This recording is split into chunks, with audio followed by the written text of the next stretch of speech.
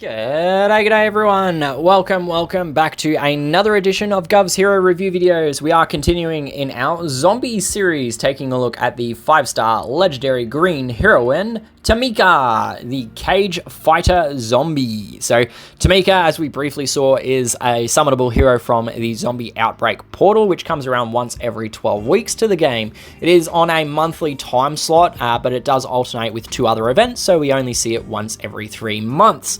The zombie family itself in this portal has got a very convoluted past. Originally, there were only 4 zombie heroes in the game, and you acquired them by cashing in zombie badges, which were a reward from the 20 wave zombie spec op that's still in the game. Anyway, in May 2021 in version 33, SGG did a massive overhaul to the zombie thing. They basically ditched the zombie badges, created the 30-stage event we see today, and chucked in a bunch more heroes with the original 4 heroes to the game. So that portal itself was expanded twice more in September 2022 and then again in March 2023. So Tameka, though, she came in with that massive overhaul in May 2021. The portal odds themselves, we can see that there is a 1.2% chance to gain a legendary event hero or a legendary zombie hero. These are a little bit reduced compared to some of the other portals because there's no featured and unfeatured heroes, which means that there is only the 1.2% chance across this portal. So to put that into perspective, if you were to do 100 summons in this portal, so spend 30,000 gold, you would have just a 70.1% probability of drawing any of the legendary zombie heroes. But if you were going after a specific zombie hero, such as, for example, Tameka, you would have just a 10.3% probability of getting that specific hero that you are after.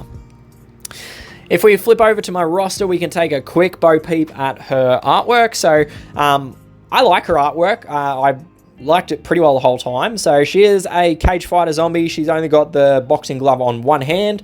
On the other hand, she's got knuckle dusters, which are made out of railroad spikes or something like that are just smashed into her hand. It's pretty metal, let's be real. There's a lot of nails sticking out of that chick. So got tattoos, which I think is actually a first. I don't think there's really many other heroes in the game that have actually got ink, tattoo ink on them. So that's something that's a little bit unique to Tameka. But yeah, otherwise that's her artwork. She's got the boxing gear on, the hand wraps and such, and she's ready to go and fist smash, just about anyone she comes across. That was really poorly worded, so I apologize for that.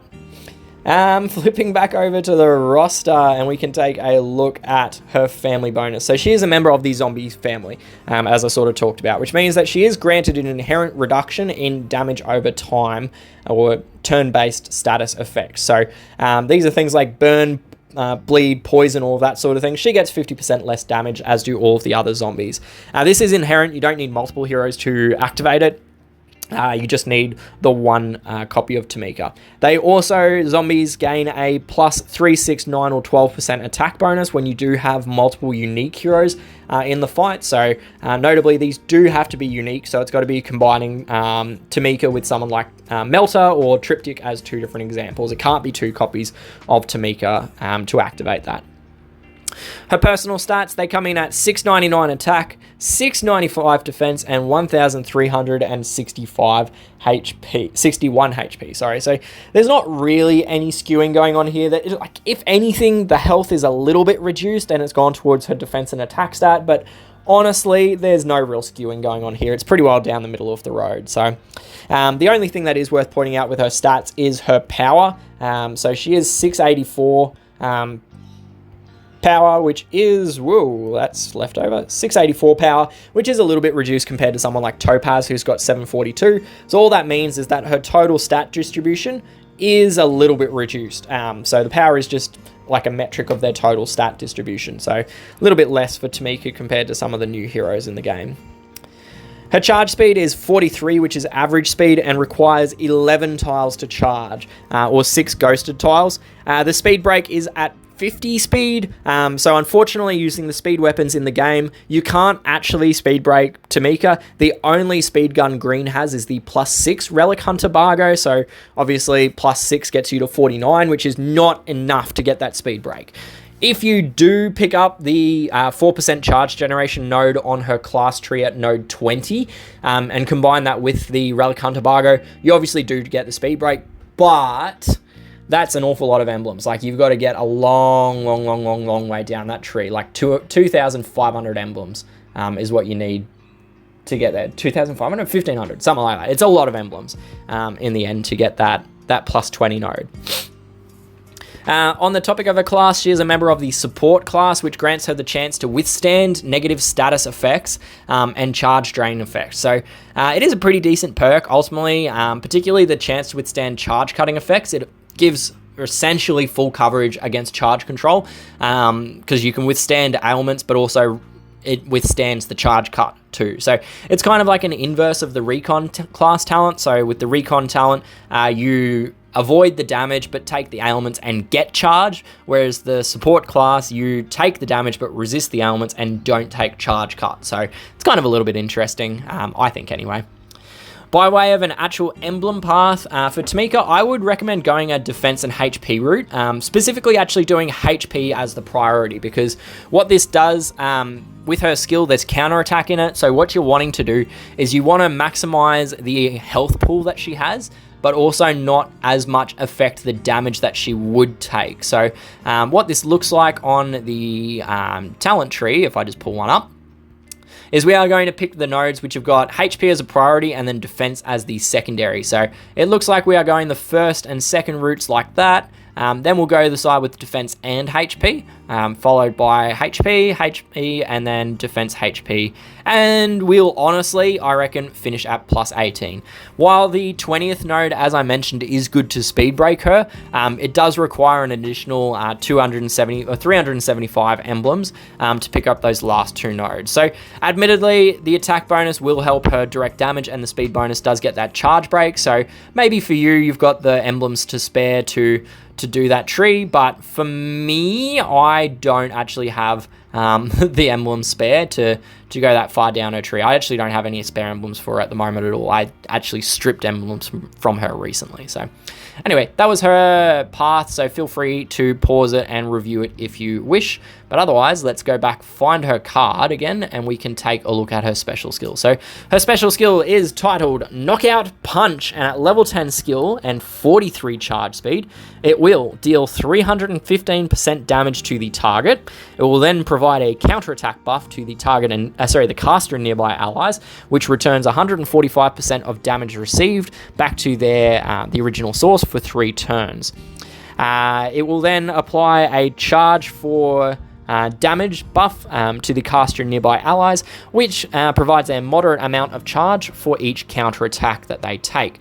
The effect of this gets diminished for consecutive or successive activations during the same turn. So a little bit going on in all of that at the end of the day. So we'll start with the damage component in our breakdown.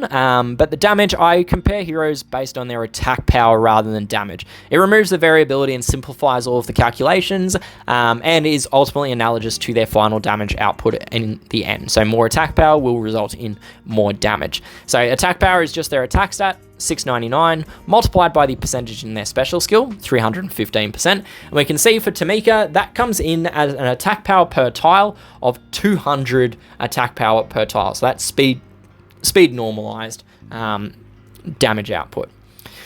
Now, where that ranks her is obviously number 10 of the 13 available green snipers. So not great when we just look at the green snipers. 10 of 13 is in the bottom portion. It is also a bit of a step back from some of the better options in green, but green also, generally speaking, has poor sniping options compared to the other elements. Like, if we take Minamoto versus Armor, that's the best green sniper that you can get, right? 383 attack power per tile. If we compare that to all of the other elements, that's only number 15 of the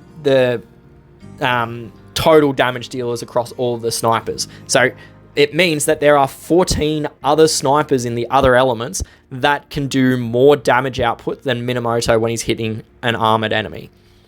Fiddle, who's the highest base damage dealer in green at 291, she's only 20th of the base snipers in the game. So 19 other elemental heroes or snipers are better than the best green one. So yeah, green is not known for its snipers. Like, it has snipers, but they're comparably poor ones as opposed to some of the other elements. So, you know, as I said, Tameka, she's there, number 10. There's others on the list. We mentioned Fiddle at 291, Minamoto 286 or 383, depending on what he's hitting. Equani at 233 with the Bleed Burst activation has potential to go higher, but below Tameka, you've got Gearbox 197, Richter at 170, and Walker at 164. So, yeah, 10 of 13 is not great, and green, as I said, is not great in their sniping options either. Moving on from the damage, we get to the counterattack. So the caster and nearby allies counterattack with 145% of damage received for 3 turns. So for those of you who are unfamiliar with how counterattack works, how very fortunate for you. For the rest of us, this should just be a quick summary of how it works. So essentially what happens is any damage that Tameka or her 2 nearby allies receive, they will return 145% of it back to wherever it originated. So special skills, it goes back at whoever cast their special skill. Tile damage is applied equally to all heroes of that color. Minion strikes go back to their owner. DOT, support attacks, and fiend damage are all exempt because the owner of those is actually Tameka, and support attacks are immune to just about everything as well.